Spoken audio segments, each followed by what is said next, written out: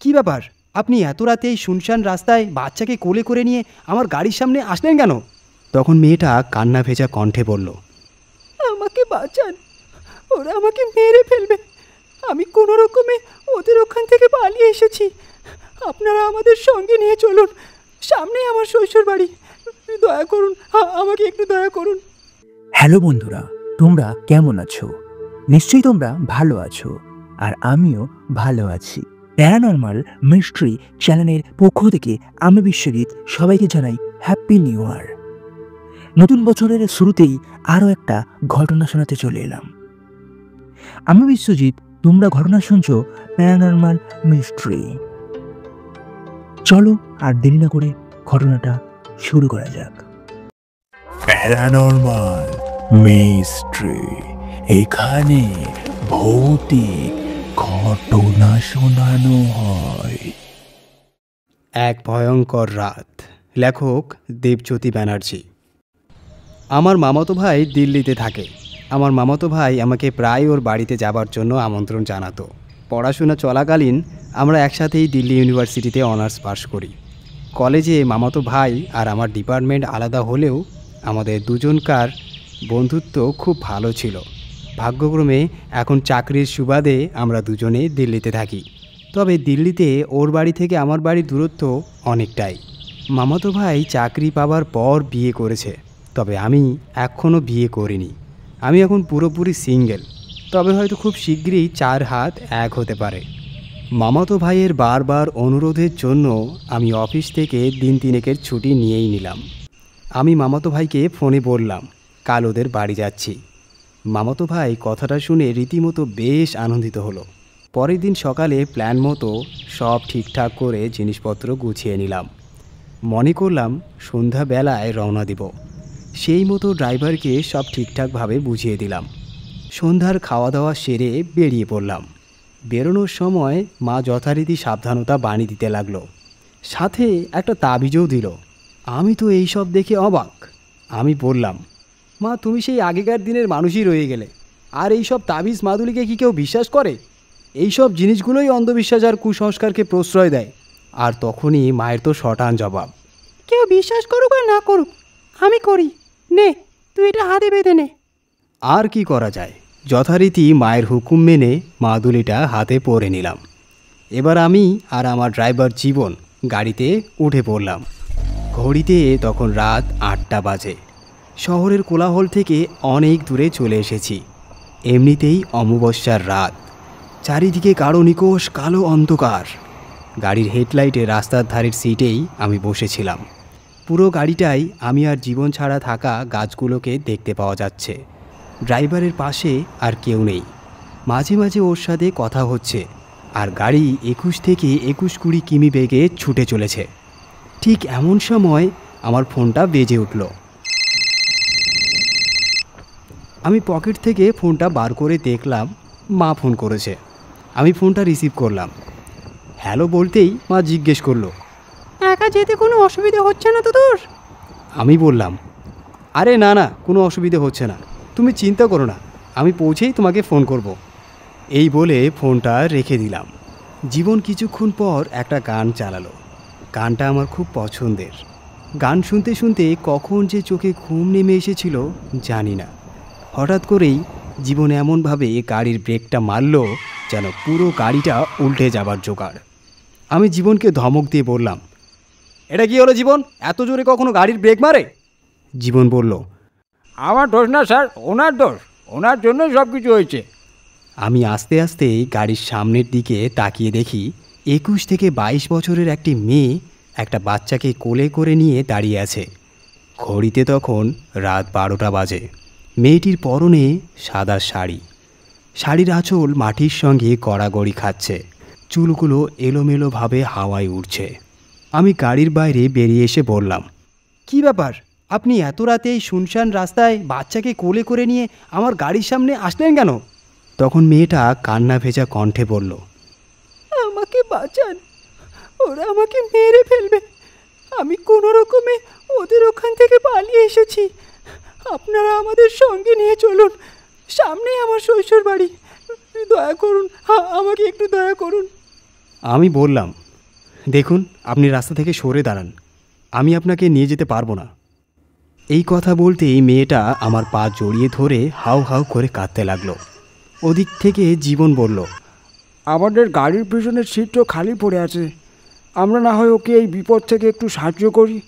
আর সামনেই তো ওর শ্বশুর বাড়ি, আমরা ওখানেই ওকে নামিয়ে দেব।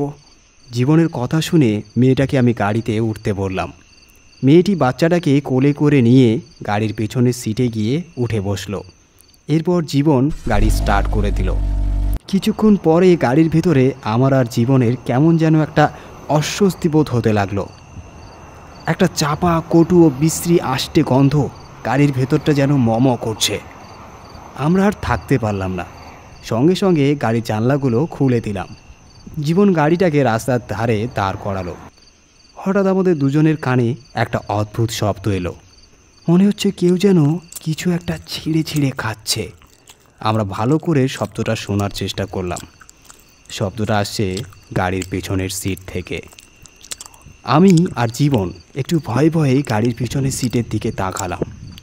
তারপর আমরা যা দেখলাম তাতে আমাদের পায়ের নিচের মাটি সরে গেল।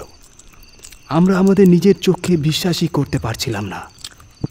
আমরা যে মেয়েটাকে গাড়িতে তুলেছিলাম সেই মেয়েটা এখন একটি ভয়ানক দানবে পরিণত হয়েছে। সেই দানবটার বড় বড় হাত এবং সেই হাতে বড় বড় ধারালো নখ।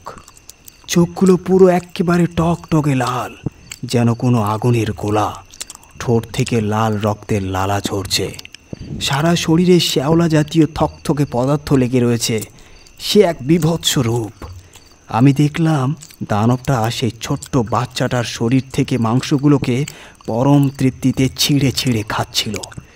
দৃশ্যটা এতটাই ভয়ঙ্কর সেটা বলে বোঝানো যাবে না।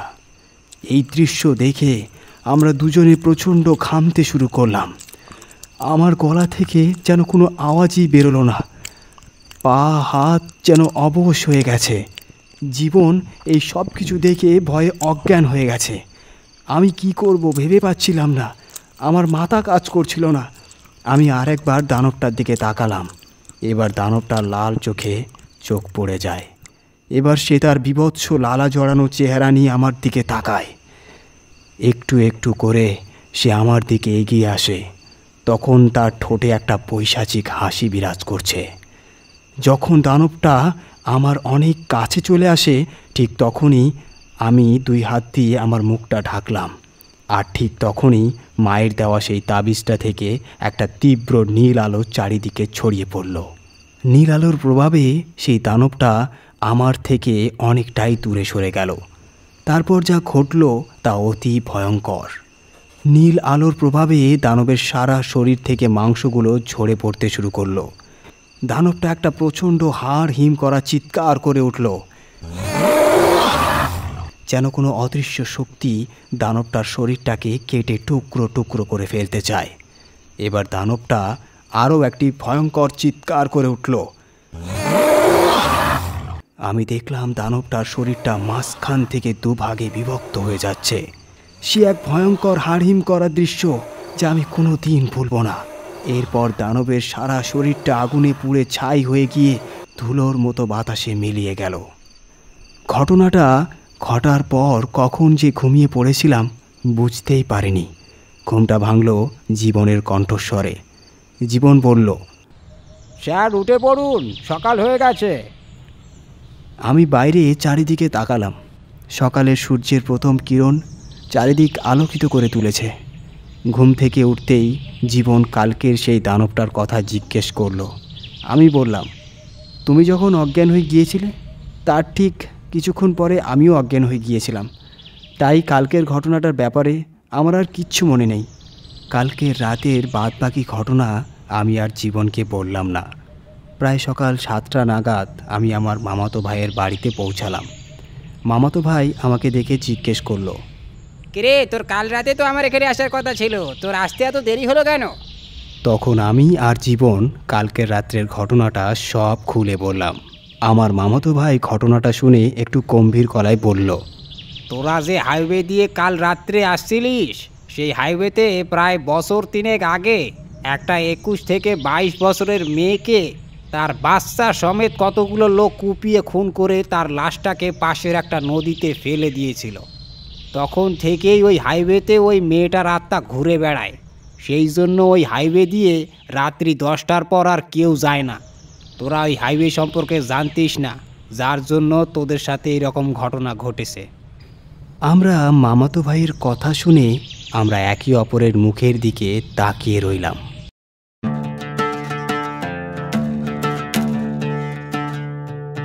গল্পটা তোমাদের সবাইয়ের কেমন লাগলো? যদি ভালো লেগে থাকে শুনে, তাহলে একটা লাইক করবে আর একটা কমেন্ট করবে, আর পারলে বন্ধুদের সাথে শেয়ার করবে।